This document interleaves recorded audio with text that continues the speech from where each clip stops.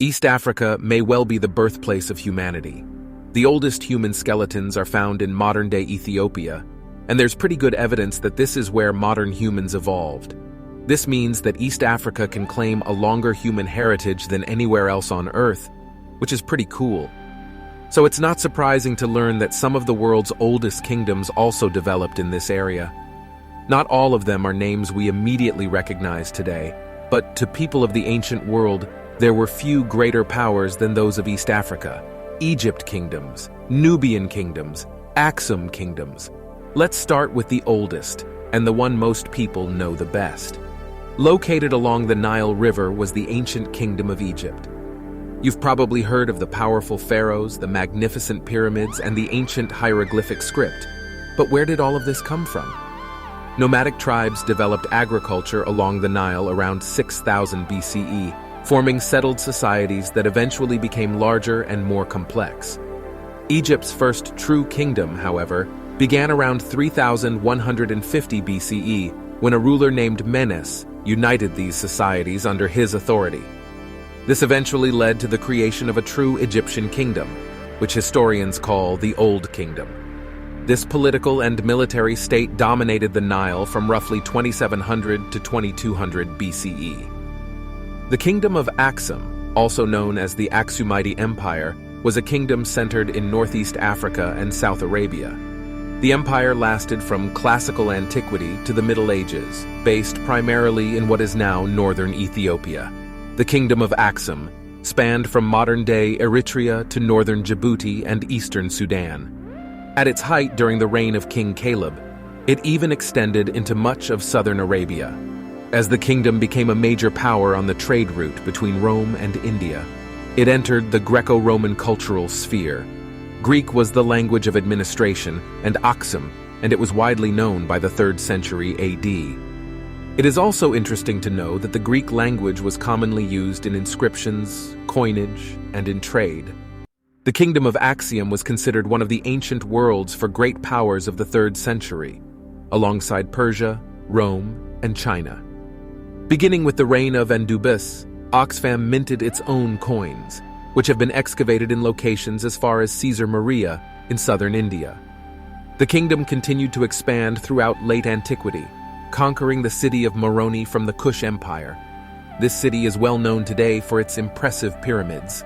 Though they only kept it for a short period of time, it is believed this is why they inherited the Greek exonym Ethiopia. One notable moment in the history of the Kingdom of Axum was its conversion to Christianity in the 4th century CE too. This was largely due to the influence of the legendary King Zana, who is credited with introducing Christianity to the region and building the first Christian church in the kingdom. Nubia for quite some time was known as a rival to Egypt, and without question one of the most powerful militaries in Africa, even though the most recognizable Nubian ruler is King Arka today, the greatest of all the Nubian kings. During the time that Kanpai was on a throne, and Kush, Egyptian authority and dominion was withering away, deep rivalries in Egypt ushered in social, political, and religious fragmentation. There was a lot of civil unrest during his time with various provincial Egyptian and Libyan lords vying for power, but it was a Kushite that proved to be the greatest ruler in the Nile Valley at the time. The Nubian monarch King Pi brought back cultural, religious, and civil stability back into North Africa in what has been coined the African Renaissance. Northern Egypt at the time was divided into independent kingdoms and did not agree on much, but they all seemed to not want the Kushites to rule Upper Egypt as previous Khazrai rulers such as Alara and Castor were beginning to gain much influence their king. Pi appears to have inherited the throne of Kurs from his father Acosta, who is believed to have been the first to initiate Push's invasion of Upper Egypt, for northern Egyptian kings joined together and planned an attack. King Pi began to see the uprising in the north and was going to put an end to all the division once and for all. However, this mission was not viewed as an invasion, but a calling from their great god himself, Amun, a rescue and restoration of now valley culture. One ancient Greek historian named Theodoras suggests that the Nubians may have been the first men on the planet. and he seems to give air to the idea that it was the Nubians who were the first to institute the worship of the gods, and that Egypt was simply a colony of ancient Nubia. This ancient oral tradition is in direct contrast with what many believe today, but it was considered common knowledge back then. And King Pi was not only inspired by that ancient narrative, but sought to remedy the issue of Egypt's social-religious corruption by rescuing the old Nubian colony. That is the African perspective that is often neglected.